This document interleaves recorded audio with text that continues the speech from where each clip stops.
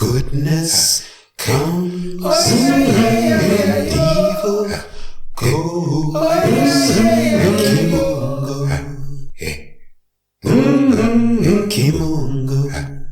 Kimunga Ukombozi, Kimunga Ukombozi, Kimunga Ukombozi, divine liberty, divine liberation, divine freedom, and all that will bring for African people wherever we happen to be on the face of this earth. Karibu, welcome. My name is Kwende, and today we're going to get into another important subject, and that subject is educate, educate, educate.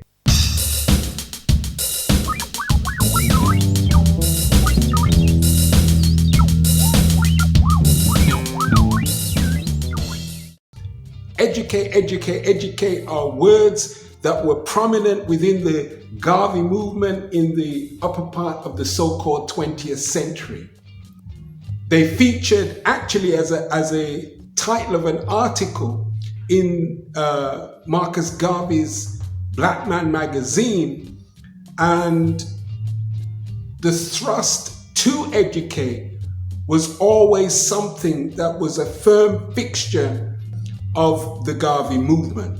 Emphasis was placed on getting to know ourselves, restoring self-knowingness.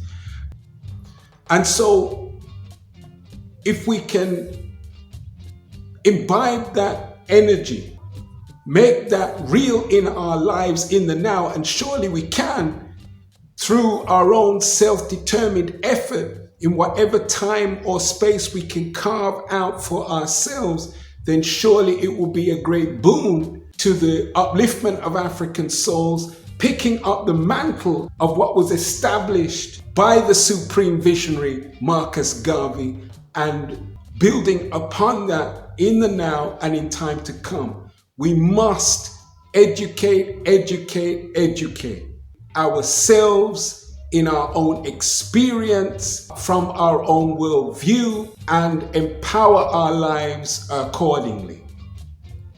So with that, let us move to the portion of the program entitled Quotation Vibration.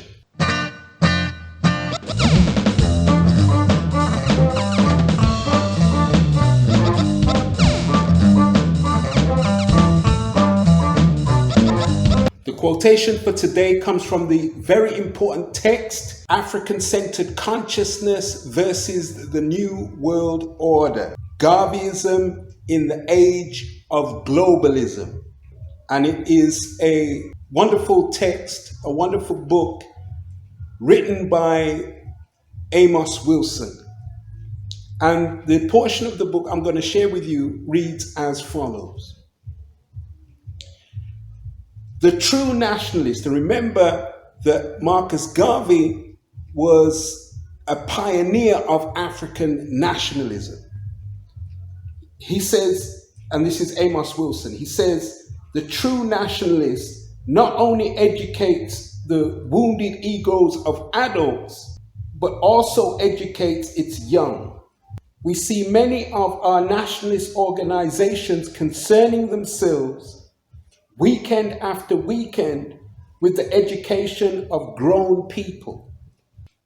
That's fine and is a part of the education and advancement of the race, but we must recognize that we have to educate our young as well, and that the true survival of the race must couple the education of the parents with the education of the children.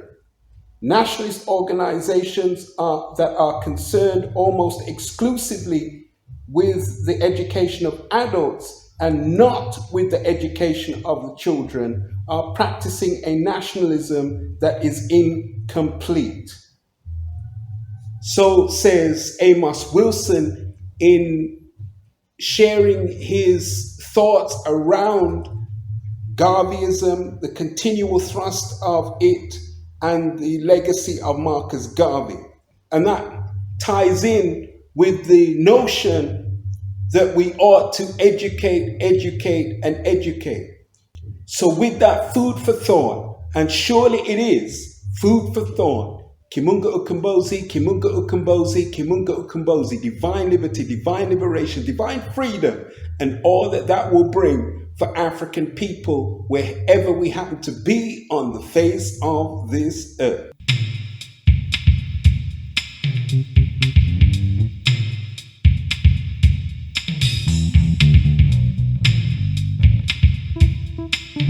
The cry is raised all over the world of Canada for the Canadians, of America for the Americans, of England for the English, of France for the French, of Germany for the Germans. Do you take it unreasonable that we, the blacks of the world, should raise the cry of Africa for the Africans?